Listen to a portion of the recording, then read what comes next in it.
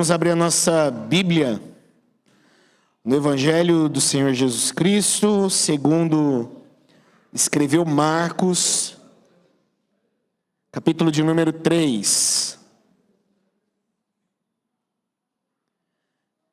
Evangelho de Jesus, segundo Marcos, capítulo de número 3. E hoje nós vamos do verso 20 até o verso de número 30.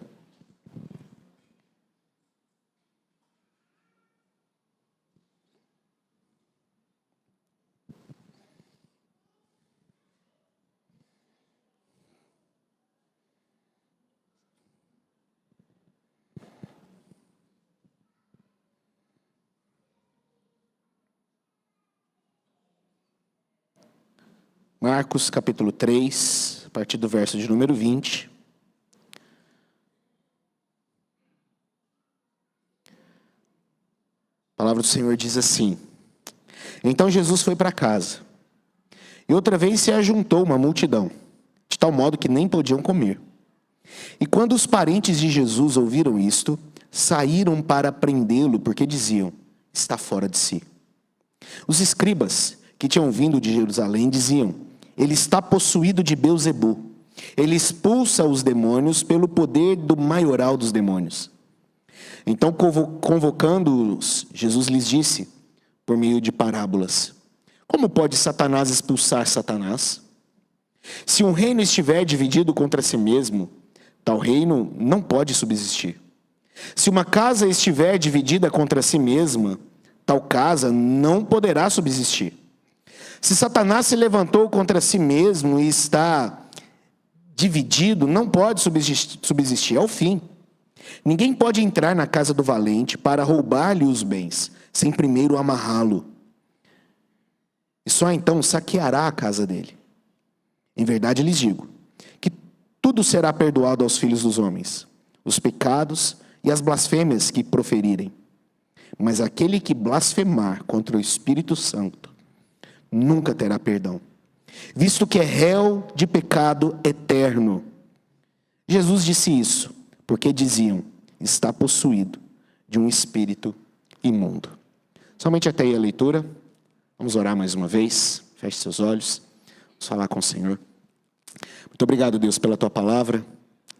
Foi lida nesse momento, será aplicada, exposta. Nos abençoe, Deus. Que o Senhor fale conosco, que o Senhor ministre aos nossos corações, que o Senhor me use para a glória do Senhor. É o que oramos em nome de Jesus. Amém. Nós estamos na 14ª mensagem dentro do Evangelho de Marcos. E o título da nossa mensagem de hoje é Jesus, os escribas e a verdade sobre o Filho do Homem. Jesus, os escribas e a verdade sobre o Filho do Homem.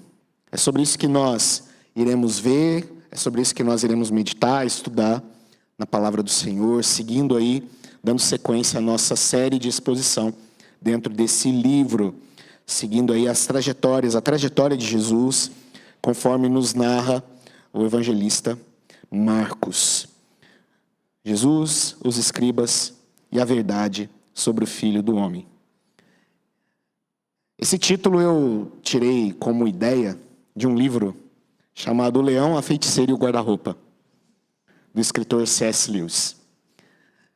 E nesse livro, C.S. Lewis, um escritor cristão, livro que deu origem a um filme, e na verdade foram 3 filmes, baseados nas Crônicas de Nárnia, e O Leão, a Feiticeira e o Guarda-Roupa foi o primeiro desses filmes. Eu já mencionei aqui Crônicas de Nárnia por várias vezes, já falei sobre alguns dos livros de C.S. Lewis, mas O Leão, a Feiticeira e o Guarda-Roupa, que é, na verdade, a segunda história dentro das Crônicas de Nárnia, e o primeiro filme a ser produzido, uma obra do escritor C.S. Lewis. Ele narra a história de 4 irmãos que atravessam um guarda-roupa mágico e vão adentrar no mundo mágico de Nárnia.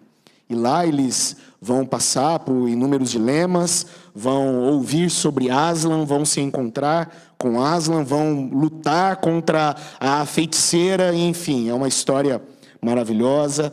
É um livro que foi voltado para crianças, tem uma temática e uma alegoria cristã muito profunda e muito interessante. Mas há um fato no início desse livro que é muito interessante, que é muito e vai nos ajudar a entender um pouco mais sobre o que o nosso texto ele nos diz. Logo no início do livro, nós ficamos sabendo que os pais dos 4 irmãos, eles precisam fazer uma viagem, e com isso eles vão ficar com o tio, com parentes que moram numa cidade distante. Eles fogem ali, a guerra está acontecendo, a Segunda Guerra está acontecendo, então eles precisam então se refugiar numa casa de um parente que mora bem no interior da Inglaterra, então eles vão para lá. Era uma mansão enorme, um homem misterioso, rabugento, mas também muito rico. Ele mantinha essa casa, então ele recebe ali as 4 crianças dentro daquele local. Um belo dia, os irmãos, eles resolvem brincar de pique-esconde dentro da casa. Eles resolvem brincar de pique-esconde, e então Lúcia e Edmundo, os 2 mais novos, eles entram dentro de um quarto. E era um quarto vazio, e só tinha um guarda-roupa dentro desse quarto. Eles entram no quarto e eles caminham, o guarda-roupa não parece ter fim. Eles passam ali por casacos de pele, por inúmeras coisas e tralhas que estavam armazenados naquele guarda-roupa que mais parecia um túnel, um imenso corredor. Até que de repente, frio, neve, plantas começam a bater no rosto dessas 2 crianças.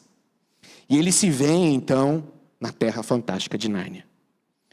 Passado algum tempo ali naquele local, os 2 saem, são descobertos pelos 2 irmãos que estavam ali brincando, e são questionados ali o que eles estavam fazendo, por que eles estavam dentro daquele local, dentro daquele quarto misterioso.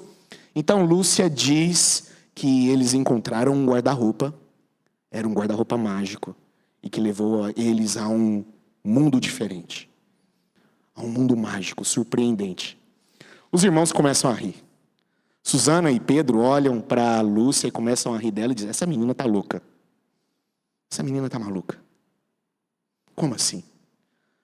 Um mundo mágico dentro de um guarda-roupa, isso não existe. Você só pode estar louca, Lúcia. Mas ela diz: mas o Edmundo estava comigo. Então todos eles olham para Edmundo, então, e Edmundo fala assim: não, ela está mentindo. Era só um guarda-roupa. Mas Edmundo viu Nárnia. Edmundo esteve em Nárnia. Mas naquele momento, para não parecer talvez infantil demais, diante dos 2 irmãos, ele diz: não, ela está mentindo. Não acreditem nela. É apenas baboseira, é uma mentirosa. O tio, o dono da casa, fica sabendo da história. E ali ele questiona os 2 irmãos mais velhos, Susana e Pedro. Por que a Lúcia está tão triste? E eles contam toda a história, o que aconteceu. O tio então pergunta, olha para aqueles 2 e pergunta assim: por acaso a Lúcia tem demonstrado loucura? Ela é meio biruta? Eles: não, de forma nenhuma. Nunca demonstrou isso. Ela já mentiu alguma vez? Os 2 param, pensam: não. Lúcia não é mentirosa, pelo contrário, Edmundo sim, mas ela não. Ele falou assim: olha, se ela não é louca, se ela não é uma mentirosa, ela só pode estar falando a verdade. Esse local fantástico que ela diz existir, existe mesmo. Se vocês estão dizendo que ela não é louca e que ela não é mentirosa, esse lugar é verdadeiro. Ele está dizendo a verdade. Esse ponto que C.S. Lewis trata nesse livro, ele vai tratar num outro livro que ele escreve. Não um livro de fantasia, mas um livro agora teológico. Em sua obra, talvez uma das obras mais famosas de C.S. Lewis, após As Crônicas de Nárnia, um livro chamado O Cristianismo Puro e Simples, C.S. Lewis trata de algo que ele chama de trilema, o trilema de Cristo. Onde ele analisa todos os fatos e tudo aquilo que Cristo disse sobre ele mesmo.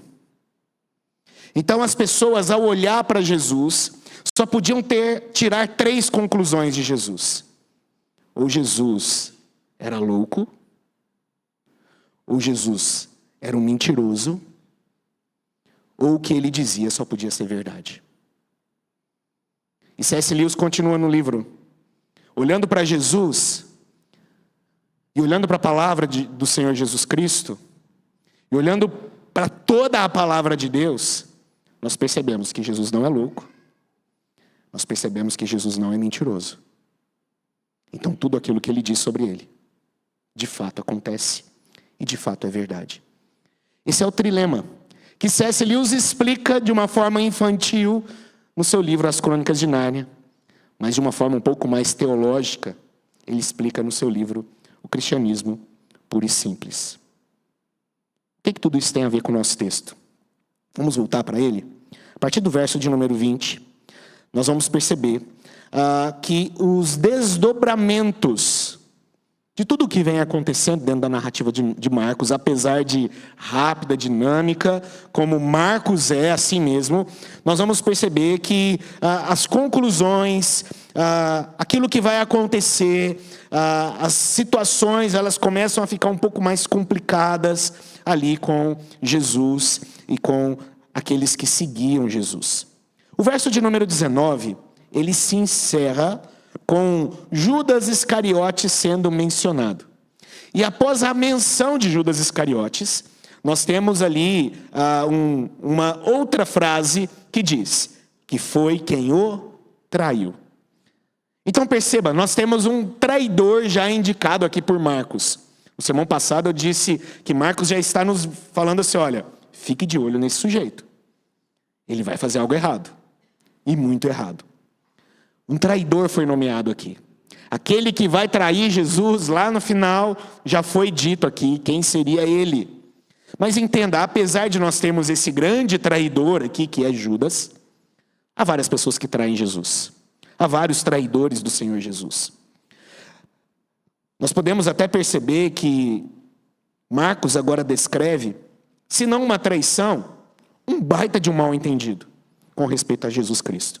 Verso 20 e 21, nós temos o Jesus sendo acusado de louco. É a primeira coisa, que eles vão olhar para Jesus e vão entender sobre Jesus. Jesus sendo acusado de louco. No jeito Marcos de escrever, nós somos levados até uma casa. O texto é direto. Então Jesus foi para casa. Que casa é essa? Não sabemos. Só uma casa foi mencionada até o momento aqui. A casa de Pedro.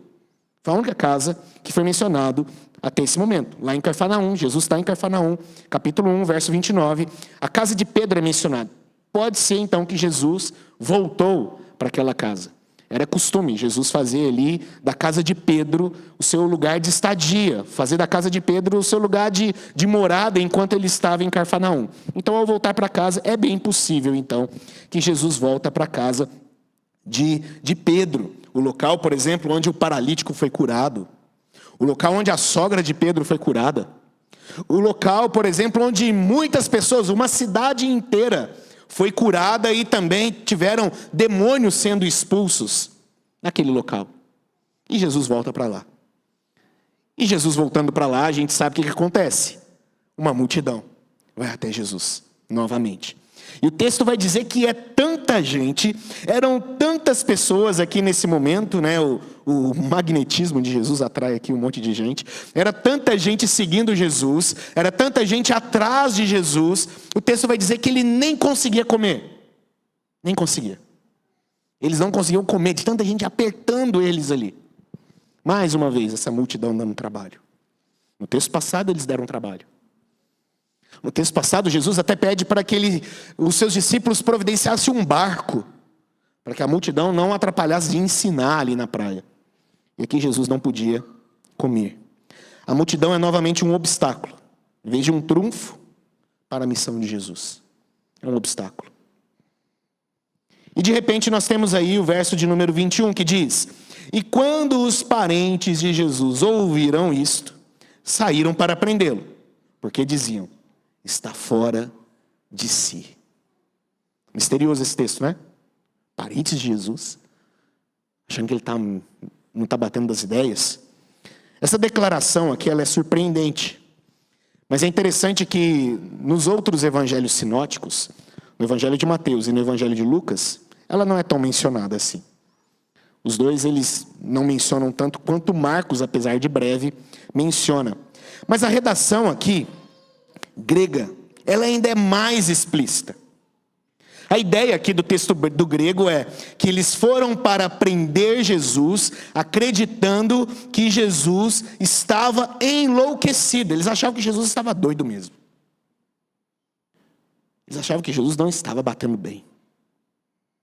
A palavra prender aqui é interessante também, vale a pena a gente destacar essa palavra. É kraten no grego, e ela é regularmente usada por Marcos, no sentido de tentar privar a liberdade de alguém. A ideia é justamente essa. De, mais ou menos, segurar a pessoa. Não sai não, fica aqui.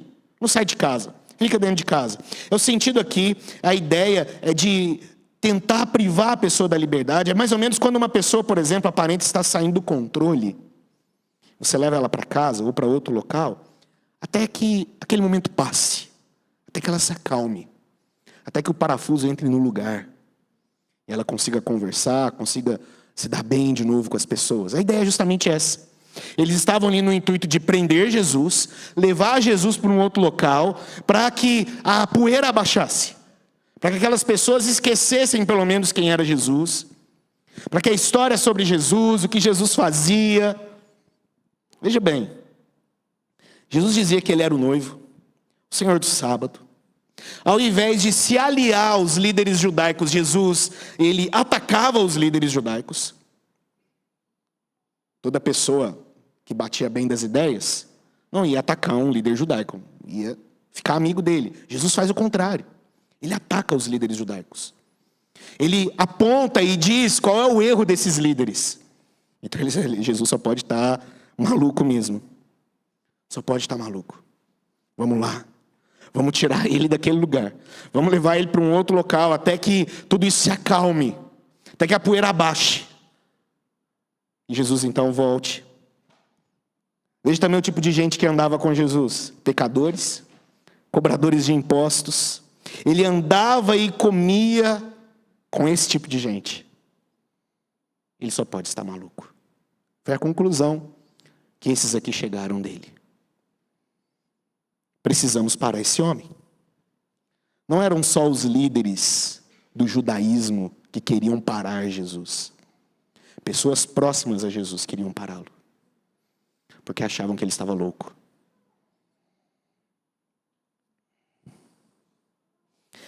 Exatamente aqui quem está ameaçando prender Jesus não fica muito claro. Porque o texto aqui, ele diz que parentes foram até Jesus. Algumas traduções vão dizer que a família de Jesus foi até lá para prendê-lo. Mas o termo grego aqui, que foi traduzido, na minha versão, para parentes, ou em algumas outras versões, para familiares de Jesus, no grego não é tão claro assim esse tipo de tradução.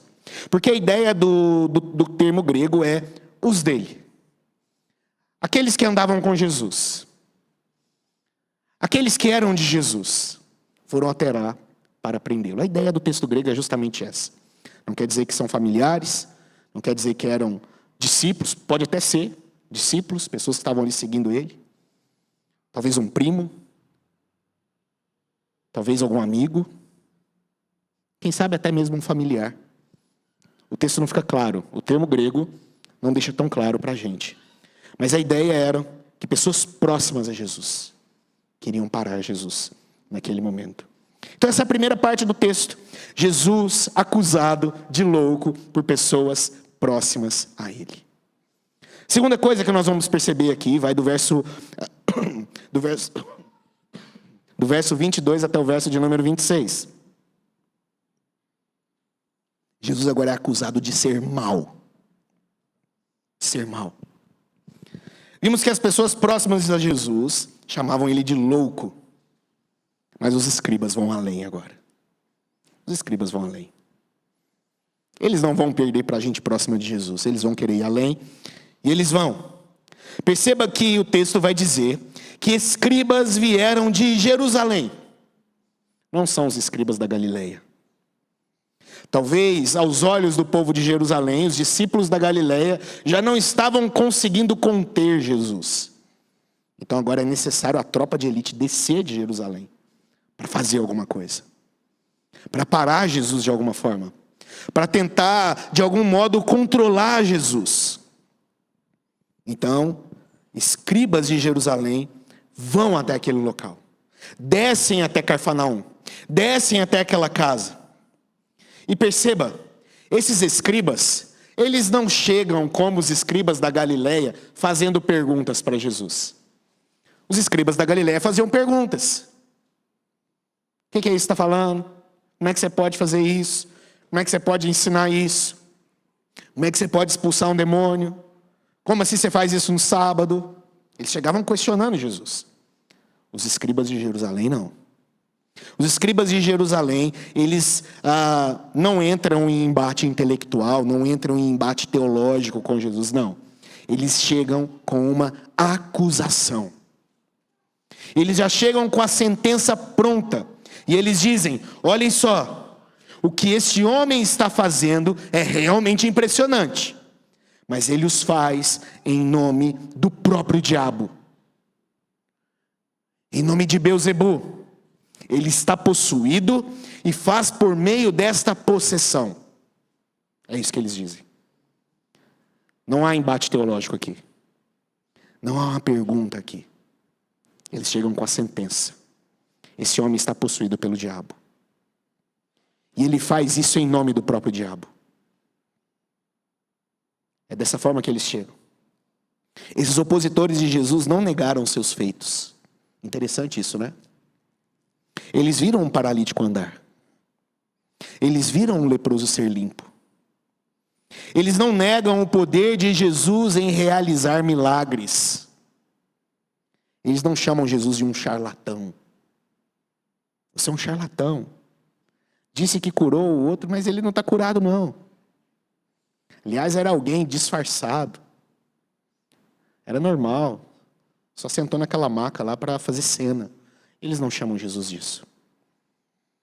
Na verdade, eles reconhecem os milagres de Jesus. O que eles questionam aqui é a fonte do poder de Jesus. É de onde vem esse poder? Quem opera através desse homem? E eles dizem, é Beelzebu. Não é Deus.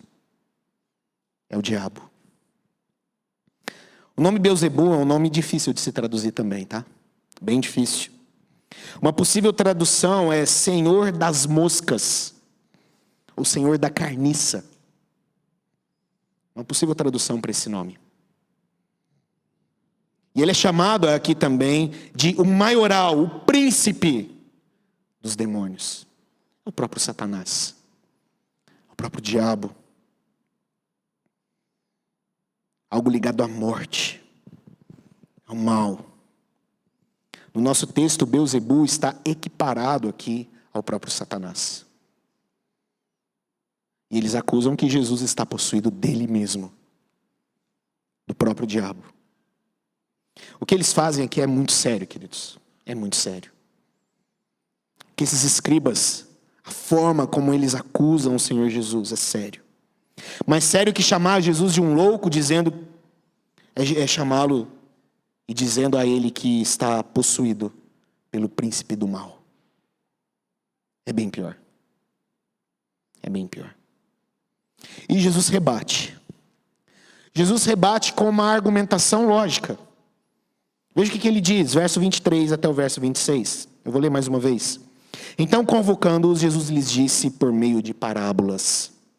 Como pode Satanás expulsar Satanás? Se um reino estiver dividido contra si mesmo, tal reino não vai subsistir. Se uma casa estiver dividida contra si mesma, tal casa não poderá subsistir. Se Satanás se levantou contra si mesmo, está dividido, não pode subsistir. É o seu fim. Jesus argumenta então. E a argumentação de Jesus nos lembra que grandes impérios caíram por conflitos internos. Grandes impérios. E ele diz: se Satanás estivesse voltando contra o seu próprio império, ele está colaborando com a sua própria ruína. É isso que ele está dizendo. Não faz sentido isso que vocês estão dizendo. O que Jesus aponta aqui. Se o diabo está lutando contra o seu reino, Jesus diz: é o fim, já ganhamos. A gente pode cruzar os braços, esperar ele mesmo se autodestruir e pronto. Para que nós vamos lutar? Se Satanás já está acabando com o próprio reino dele. Não faz sentido a gente lutar mais. Não faz sentido a gente ir para a guerra mais. Está tudo feito, está tudo pronto. É o fim. Vamos para casa, feliz, cantando. É isso que Jesus está dizendo. Que sentido é esse? Que lógica é essa que vocês estão dizendo? Então vem a verdade. Verso 27 até o verso 30. O que Jesus vai dizer sobre ele mesmo nesse momento agora? O verso 27 é uma pequena parábola. A questão é quem aqui nessa história? Veja a parábola. Verso 27. Ninguém pode entrar na casa do valente para roubar-lhe os bens, sem primeiro amarrá-lo, e só então saqueará a casa dele. Quem é quem aqui? Uma pequena parábola. Vamos lá, para quem é quem? Primeira coisa, o valente, é óbvio, é Satanás aqui. É o próprio diabo. Ele é o valente, aqui da nossa pequena parábola do verso de número 27. É Satanás, é Belzebu, enfim. O nome que nós queremos dar para ele nesse momento. A casa é o próprio domínio desse Satanás, de Belzebu. É o domínio maligno. É a sua tentativa de controle, de reinado. E quem é o ladrão? Quem é esse que entra para saquear esse local? Quem é esse que entra nesse lugar para roubar-lhe os bens? Quem é esse? É o próprio Jesus. É o próprio Cristo aqui. Ele está falando sobre ele mesmo. Mas como assim? Como assim Jesus está se comparando a alguém que está para saquear um outro local? Como assim Jesus está se comparando a alguém que vai entrar numa casa, vai amarrar o dono da casa e tirar as coisas que tem lá de dentro? Como assim? A ideia é simples. Mas antes de analisarmos, a gente precisa entender o que Cristo está querendo dizer aqui. Vamos analisar. Mas primeiro, o que Jesus quer dizer com essa parábola? Ele nos mostra, a ideia da parábola é nos mostrar qual o relacionamento do reino de Deus com o reino das trevas. E Jesus deixa muito claro. Não é um relacionamento de amigos. Não é. Não é um relacionamento de cumplicidade. Não é. É um relacionamento de inimizade. Não há um relacionamento amigável entre o reino de Deus e o reino das trevas. Entre o reino de Deus e o reino do diabo. Não há. O que nos mostra aqui é Jesus esmagando a cabeça do primeiro rebelde. A gente precisa resgatar Gênesis 3 para entender essa parábola. Porque em Gênesis 3, após Satanás, ali, Belzebu, a serpente, ludibriar Adão e Eva ali no jardim, e incentivá-los a comer da árvore do conhecimento do bem e do mal, Deus, então, traz a sentença para os três. Mas a sentença dada à serpente é interessante. E é a chave para a gente entender essa parábola. Porque Jesus diz à serpente, o descendente dela, da mulher, somente da mulher, mais forte do que o primeiro Adão. O segundo Adão, ele é mais forte que o primeiro Adão. Ele vai vir e vai esmagar sua cabeça. E vai destruir você de uma vez por todas. Não há amizade entre o reino de Deus e o reino da serpente. O reino do diabo. O reino do mal. Não há amizade aqui. Esse vai lhe esmagar a cabeça. Queridos, o que nós temos aqui é um desdobramento do que João Batista disse ao ver Jesus. Marcos capítulo 1, verso 7, veja o que João Batista diz. E João pregava dizendo: depois de mim vem aquele que é mais poderoso do que eu, do qual não sou digno de, curvando-me, desamarrar as correias das suas sandálias. Vem aquele que é mais poderoso. E aqui poder tem a ver com força e autoridade. Então quando João diz, vem aquele que é mais poderoso, ele está dizendo, vem aquele que tem mais autoridade. E aquele que é mais forte do que eu. Ele vem. A ideia aqui é do triunfo de Cristo. Jesus triunfa onde Adão falhou. A parábola mostra isso. E aqui ele diz que quem vai adentrar no território de Beelzebu e saquear o reino do inimigo, tomar de volta para Deus o que é de Deus, é o próprio Filho do Homem. A ideia aqui é justamente como a de um policial, com autoridade, que invade a casa de um bandido, prende esse bandido e recupera os bens que foram roubados. A ideia aqui é justamente essa. Jesus é esse que tem autoridade e poder para fazer isso, para tomar aquilo que Satanás usurpou. E é ele quem faz. Ele quem tem autoridade para entrar na casa do valente, amarrá-lo e saquear o reino de Beelzebu, saquear o reino de trevas. E Jesus encerra então dando essa sentença: eu sou aquele que pode fazer isso. Eu sou esse que destruirá o reino de Satanás. Jesus encerra dando a eles a sua sentença. Verso 28 e 30. Eles estavam incorrendo no pior erro de todos, associando a obra de Jesus ao diabo, negando e endurecendo seus corações à obra de Jesus. Assim encerra o nosso texto.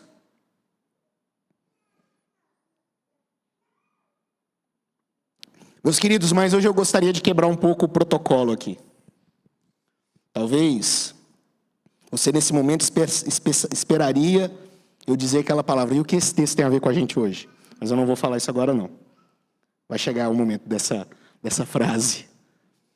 Antes de nós chegarmos nas aplicações e encerrarmos o nosso sermão, existem alguns pontos doutrinários e teológicos nesse texto muito importantes. E que eu não posso deixar de mencioná-los aqui. Erros que talvez podemos estar cometendo, teológicos e doutrinários, que esse texto aqui nos alerta. O primeiro deles é a ideia do ver para crer, ou ver para crer mais. É a primeira coisa. Perceba algo interessante: o julgamento malicioso dos escribas é uma evidência de que a fé e a incredulidade não são resultados de provas. Ter fé em Jesus ou não ter fé em Jesus não depende de provas. Não depende. Eles tiveram provas diante deles. Eles não questionaram os sinais de Jesus. Eles não questionaram os milagres de Jesus. Eles questionaram de onde vem a força e o poder de Jesus. De onde vem a autoridade de Jesus. Eles questionaram o ser de Deus e não o que Deus faz. Provas não são necessárias para a fé salvadora. A ausência de provas, a ausência de milagres e sinais não são necessárias para a ausência da fé. Não é. Há uma visão equivocada de que se apenas víssemos os milagres indiscutíveis de Jesus, acreditaríamos em Jesus. Ou acreditaríamos mais em Jesus. Mas o texto aqui é uma prova de que isso não é verdade. O próprio Cristo estava ali, realizando sinais e maravilhas. E aqueles homens ainda questionavam de onde vem a autoridade desse homem. Só pode ser Satanás. Eles viram as evidências, mas não creram. A fé não é uma consequência automática, inevitável ou necessária de testemunhar os atos de Deus. Não é. Não é. Porque Deus fez, aí cremos. Porque Deus fez, aí cremos mais. Não, não é. Esse é o primeiro erro. É o primeiro ponto teológico que nós presenciamos aqui. A segunda coisa, o segundo ponto teológico, eu chamei ele do tá amarrado.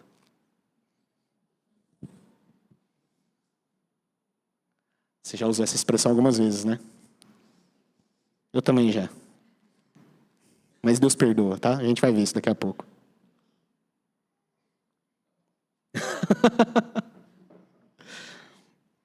O ato de adentrar a casa do valente aqui, queridos, amarrá-lo, tomar de volta o que foi usurpado pelo diabo, deixa eu te contar uma coisa, é obra de Cristo. Não é obra nossa, não. É obra do Senhor Jesus.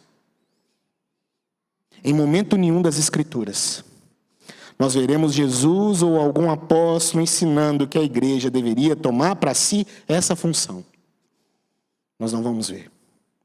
Em momento nenhum delas. As Escrituras nos ordenando a igreja a fazer o que é de Jesus fazer. A fazer o que é para Cristo fazer.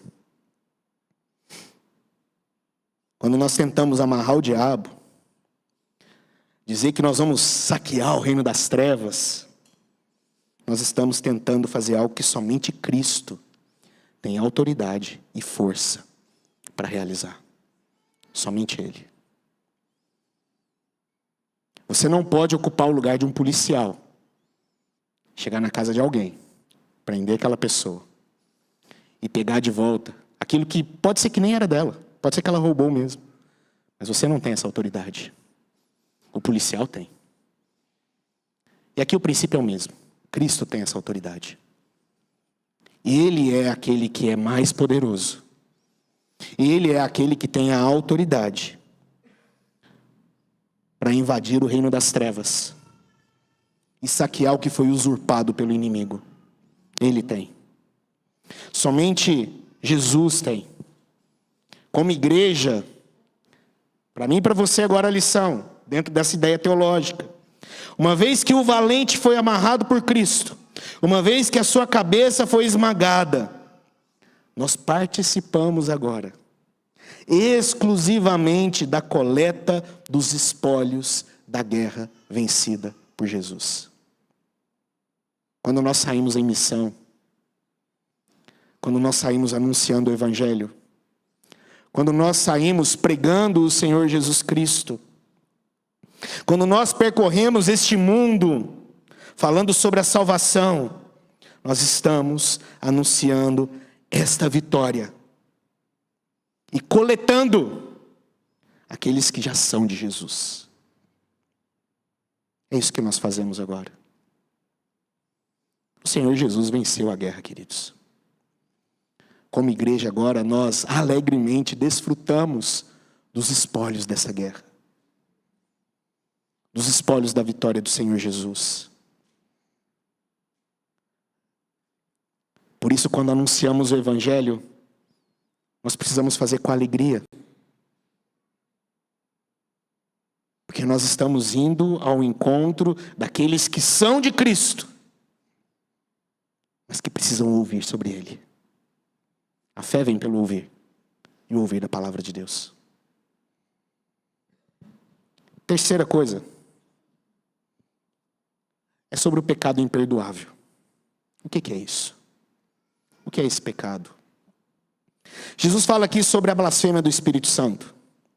Ele diz que tudo é perdoável, mas há algo que não. Blasfemar contra o Espírito garante à pessoa a posição de réu eterno. Triste, né? Negá-lo tem perdão? Sim, Pedro, tem perdão. Adultério tem perdão? Sim, Davi, tem perdão. Perseguir a igreja tem perdão? Claro que tem, Paulo. Tem perdão. Mas que pecado é esse, então? Sobre o que Jesus está dizendo aqui? O que Jesus está falando é sobre o pecado que é oposto ao arrependimento e fé. É sobre isso que ele está dizendo. É achar que Cristo é um mentiroso, que ele não é verdadeiro. Esses que se recusam a ver e entender quem de fato ele é. Aqueles que escutam sobre Jesus, ouvem sobre a verdade, mas deliberadamente não creem no Filho de Deus. E atribuem até as obras dele ao Satanás, ao diabo. Não se arrependem, não reconhecem os seus pecados. Para esses não há perdão. Não há. Sei que você se preocupa com esse pecado, queridos. Será que eu já cometi ele alguma vez, hein? Será que eu já pratiquei esse pecado alguma vez? Vou te dar uma boa notícia. Se você se preocupa com ele, se você tem medo dos seus pecados e se preocupa com os seus pecados, a boa notícia é que você está no caminho certo. Você está no caminho certo. Aqueles que escutam sobre Jesus e percebem-se pecadores e falhos, esses estão no caminho certo. Os outros não percebem isso. Não ouvem a verdade. Não reconhecem seus pecados. Se você se preocupa com os seus, continue firme. Continue firme. O Senhor é contigo. E há perdão para a sua vida. Mas o que esse texto tem a ver com a gente? Gostaria de trazer 2 aplicações rápidas aqui, práticas para nós. A primeira coisa que nós percebemos é que o Evangelho é loucura. Mas cuidado com a loucura do povo de Deus. É a primeira coisa que nós percebemos aqui. Por vezes a igreja também é chamada de lunática. Isso aconteceu na história. Isso aconteceu na história. Pessoas dizem que se ajuntar a uma igreja era loucura. Geralmente pelo simples fato de amarmos a Jesus, seguir os passos de Jesus, somos loucos para muita gente. Pode ser que você passe isso em casa. Pode ser que há parentes seus que olham para você e dizem: você é louco de seguir Jesus. Você é louco de ir na igreja. Você é louco, você está indo lá para enriquecer pastor, para deixar pastor rico. Você é maluco. Talvez você já ouviu isso. Talvez você passe isso com seus pais, com seus irmãos. Talvez você passe isso com o seu marido. Talvez você passe isso com a sua esposa. Talvez na escola, na sua faculdade, os seus amigos não entendem você porque você não tem relação sexual com outras pessoas. E acham que você é louco por causa disso. Porque você não usa o que todo mundo usa. Porque no trabalho os seus colegas acham que você é louco, pois não aproveita para tirar benefícios de algumas situações que você enfrenta lá no seu trabalho. Eles dizem: você é maluco. Todo mundo faz. Faz você também, bobo. Talvez para eles é loucura você acordar cedo no domingo, vir para a escola bíblica dominical. Que domingo, dia que eu tenho para acordar tarde? Não vou fazer isso. Ainda por cima, você vê o culto. Deixar de ver o futebol, o seu time jogar, para ver um mané aqui em pé, falando por quase 1 hora. Isso é loucura. Loucura. Para muitos é loucura. E ainda junto com você tem mais umas 100 pessoas cantando a mesma música. Você só pode ser maluco.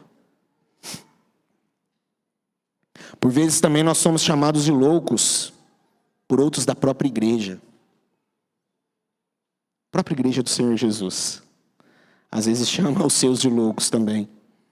Para eles a loucura é um culto centrado em Deus. Para alguns é loucura um culto centrado na palavra do Senhor. Eles dizem, isso é loucura, isso não é atrativo. Vocês não fazem uma pesquisa para ver o que agrada o pessoal, não? Vocês são malucos. Queridos, isso não é loucura. Isso é obediência a Jesus. O culto deve ser centrado em Deus. Nós devemos zelar pelos sacramentos. Nós devemos zelar pelas nossas confissões. Nós devemos zelar pela disciplina. Isso não é loucura. Isso é obedecer a Jesus. Mas e quando a igreja é louca mesmo, hein? Tem hora que a igreja é muito maluca. Por vezes nós somos acusados de loucura, e com razão. Com razão. É loucura quando pensamos que reunir jovens na igreja para fazer uma tatuagem comunitária, isso é maluquice. Só pode ser maluquice. Achar que todo mundo vestir a mesma paleta de cor vai agradar mais a Deus, isso é maluquice. Isso é maluquice. Por vezes a igreja é maluca. Por vezes a igreja é chamada de louca e com razão. Com razão. E o pior é quando são questionados, eles dizem, isso aí que você está fazendo é perseguição. Está perseguindo o povo de Deus. Isso não é perseguição não, isso é tolice mesmo deles. É tolice mesmo. E essa é a primeira acusação. São loucos. E aqui chamam Jesus de louco. Foi assim com Lúcia, na história de C.S. Lewis. Lembra? Lúcia chegou, contou, não, estive lá. Ah, Lúcia, você está maluca. Não teve lá coisa nenhuma. Está ficando doida. Chamaram Jesus de louco aqui. Pessoas próximas a Jesus o chamaram de maluco aqui. Querido, se foi assim com Jesus, não espere menos de você. Não espere menos. Vamos chamá-lo de louco mesmo. Vamos possivelmente passar por isso, injustamente. Mas que possamos nos animar, porque o nosso Cristo também passou por isso. E o apóstolo Paulo, ele diz em 1 Coríntios 1,18, certamente a palavra da cruz é loucura para os que se perdem. Mas para nós que somos salvos, ela é o quê? Poder de Deus. Só cuidado para você não merecer ser chamado de louco, tá? Cuidado. Cuidado. Segunda verdade, nós encerramos aqui o nosso sermão. O evangelho não é mau. Precisamos defender a nossa fé. Mas cuidado com os maus escondidos no meio da igreja. Cuidado. E o texto segue então com a segunda e a pior acusação. Jesus é tido como um mentiroso, um homem mau que está a serviço das trevas aqui. Do mesmo jeito que o Senhor Jesus foi acusado de maldoso, queridos, a igreja por vezes também foi. E de forma perversa às vezes, tá? Os primeiros cristãos foram chamados de canibais. Porque no culto deles havia uma cerimônia onde eles se reuniam para comer o corpo de Cristo e beber o sangue de Jesus. No livro de Atos está mencionado esse momento, onde eles foram chamados de canibais. É um absurdo. E o que eles fizeram? Precisaram explicar o que eles estavam fazendo. Era a ceia do Senhor. Era pão, era vinho. Não tinha carne, coisa nenhuma de gente. Precisaram explicar. Os cristãos no primeiro século também foram acusados de serem incestuosos. Porque estavam casando-se com pessoas que eles chamavam de irmão. É engraçado, mas é verdade. Eles precisavam explicar isso. Precisavam explicar. Dizer assim, não é bem assim. Nós somos irmãos em Cristo. Não tem parentesco de sangue aqui. Precisaram explicar isso. Os cristãos foram chamados de rebeldes, porque não se curvavam diante de César. Precisaram explicar isso também. Queridos, ao longo dos anos, a igreja precisou defender a sua fé. Precisou demonstrar o seu propósito pacífico e para o bem. Ela precisou demonstrar. Os apóstolos precisaram defender-se, acusados de mentirosos. Diziam assim, Cristo não ressuscitou coisa nenhuma.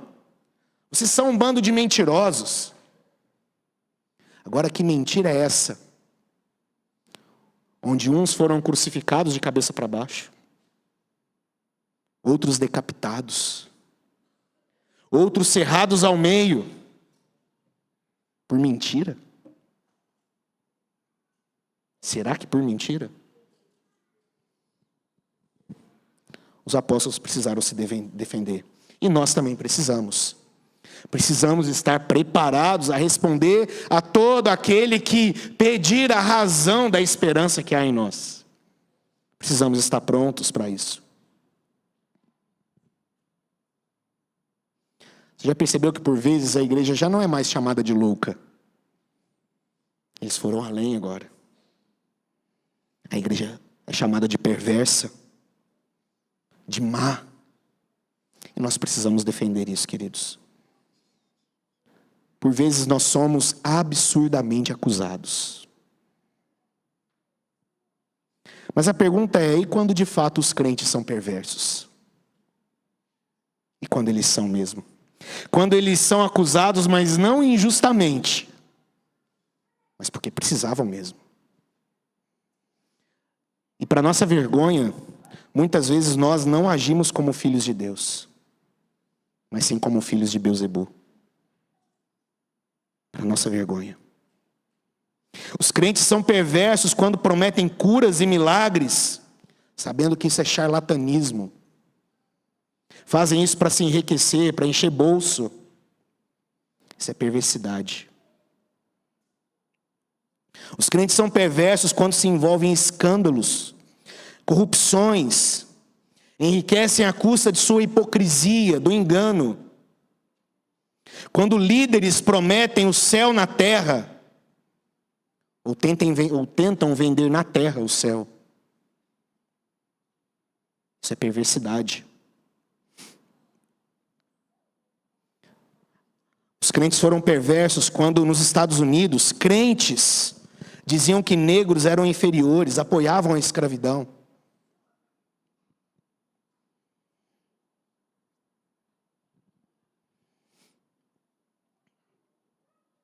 Como nós somos perversos às vezes. Como nós somos. Às vezes, eu digo isso infelizmente, a acusação ela procede. A perseguição não é pelo evangelho.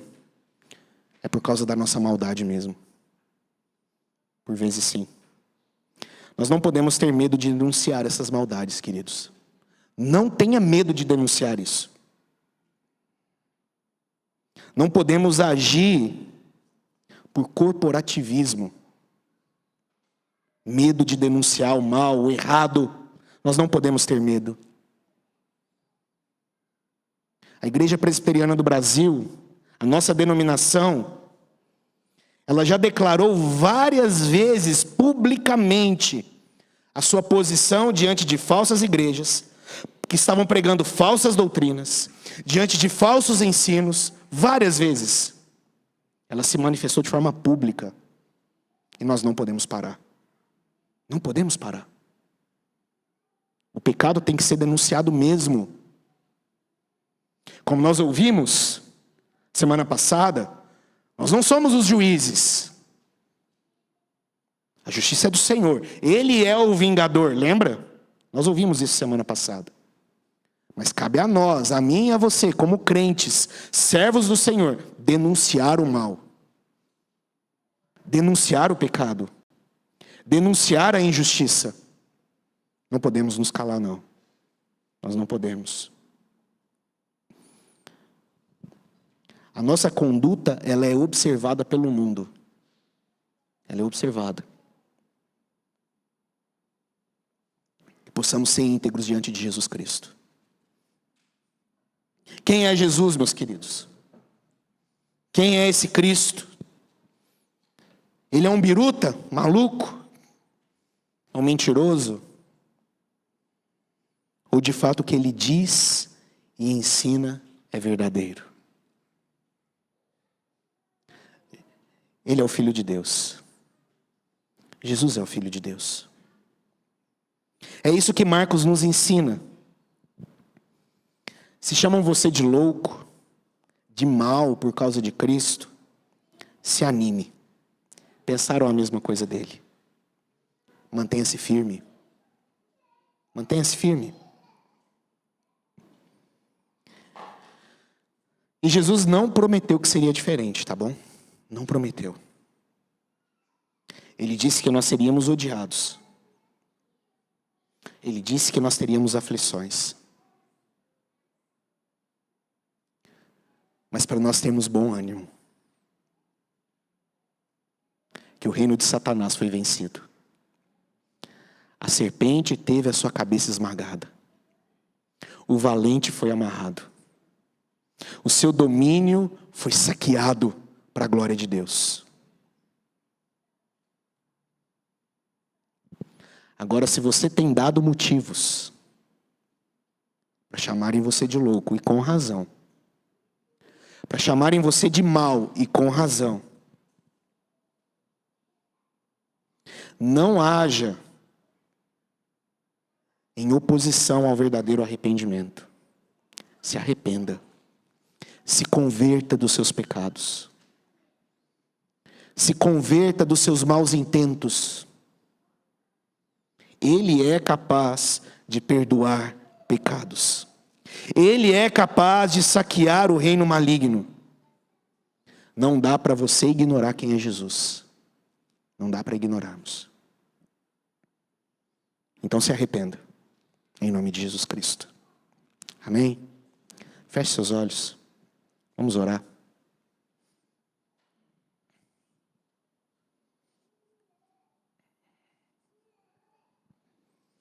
Santo Deus, muito obrigado pela tua palavra, Pai. Nós agradecemos ao Senhor, porque o Senhor nos alerta.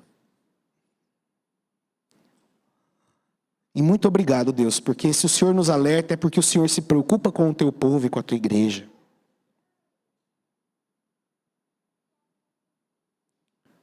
Ó Deus, palavras como essa, textos como esse, Deus, trazem ao nosso coração, Deus, o Pai, o senso de vigilância, de alerta, diante da forma como nós procedemos como povo do Senhor e como igreja.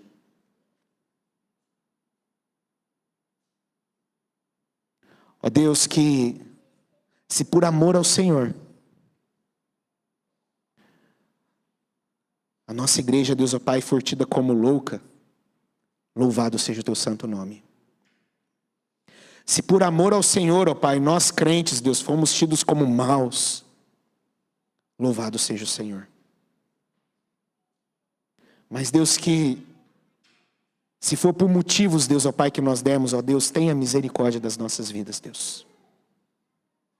Nos transforme, Deus, e nos mude, em nome de Jesus, Pai. Que possamos, ó Deus, ter os nossos olhos no autor e consumador da nossa fé. Que possamos estar prontos, ó Deus, para defender a nossa fé. Que possamos, ó Deus, ó Pai, estar preparados, Senhor Deus, também para denunciar, ó Deus, loucuras, perversidades, que por vezes, ó Deus, ó Pai, crentes têm cometido. Que com amor, que com graça, com misericórdia, nós possamos fazer isso, Deus, em nome de Jesus. Não nos calar, Deus. Que nós não venhamos nos calar. Abençoe, Deus, ó Pai, o teu povo. Cuide do teu povo, Deus. Guarda-nos, ó Deus. É o que nós te pedimos em nome de Jesus Cristo. Amém. Coloque-se de pé, queridos. Vamos receber a bênção do Senhor.